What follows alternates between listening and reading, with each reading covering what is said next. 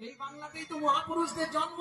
আজকে আমরা এসেছি আনাচে কানাচে আর এক পিস ভালো জন্মাচ্ছে সংঘ ক্লাবে কীর্তন করতে। আর ভালো ফল হচ্ছে বলে হবে কোথা থেকে? গাছই ভালো নেই আর ফল ভালো হবে কোথা থেকে? এখানে মিক্সার, গাছের গোড়ায় তো পোকা লেগে গেছে। এখানে ডটার একটা ইকুয়ালাইজার। হ্যাঁ, যার গোড়া ভালো তার ফল ভালো, যার ফল ভালো তার জল ভালো, যার জল ভালো তার ফল ভালো। গোড়ায় যদি গলদ থাকে ফলে পোকা হবেই হবে। বুঝলেন না?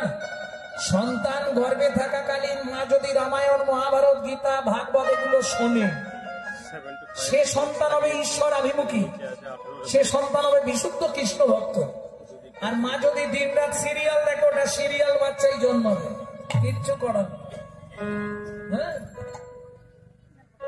সন্তান গর্ভে থাকাকালীন তুমি যদি ভগবানের প্রসাদ খাও, জগন্নাথের মহাপ্রসাদ খাও, গোবিন্দের চরণ তুলসী খাও, নারায়ণের স্নানজল খাও, সে দেখতে যেমন তেমন হোক, ছেলেই হোক মেয়েই হোক, সারা ওয়ার্ল্ডে, সারা পৃথিবীতে একদিন দিকপাল হয়ে জন্মাবে।